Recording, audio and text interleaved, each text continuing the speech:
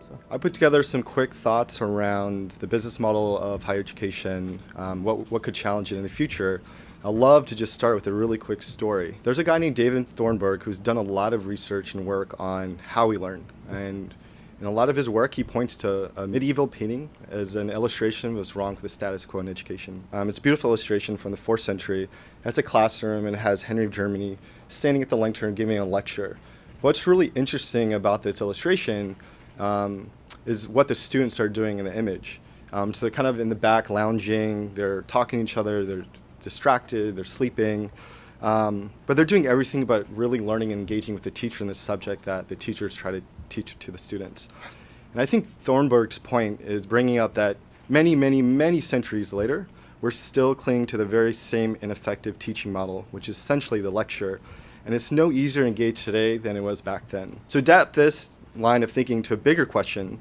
For essentially the last millennium, the idea of a university or higher education has been stuck to the same status quo. It's still a physical place that we go to a very fixed period of time during early adulthood. But we're here today to really discuss how that notion could be challenged and how it could be different. So why should we only learn during that specific period of time, and why must we go somewhere to learn? So then the question becomes, if the traditional model of a higher education needs to change, what will it change to, and what will force it to change? We believe that universities will be unbundled, decentralized, and will be very focused on the outcomes of its students. So what will threaten that today? Today it's been easier than ever to start a company, and the sheer number of technology companies have created platforms that have allowed startups like Kickstarter, Airbnb, and Uber to really disrupt traditional models. But why isn't that model, being applied more broadly to higher education? Teachers and professors like Salman Khan should be the rule and not the exception.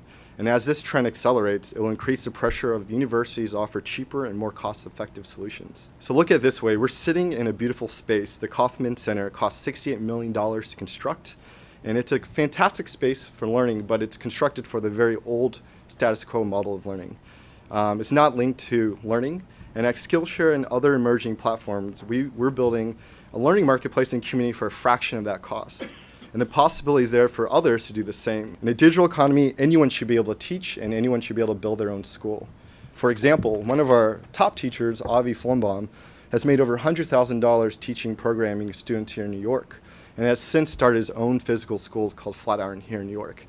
Hundreds of students from around the world have enrolled and have learned new critical skills to get jobs in programming at startups and companies throughout New York, giving them access to a career and jobs that they never had before at a fraction of the cost.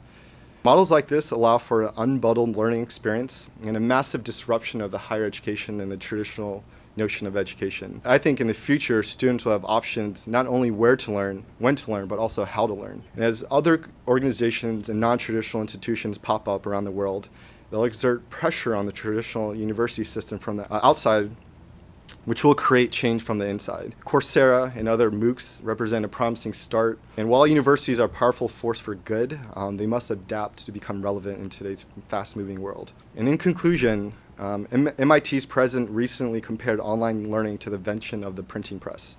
And I believe we are in the early stages of that revolution today and right now. So the important question is not going to be what does the future of higher education look like, but I think it's really on what the future of what learning will look like. Will it become more accessible?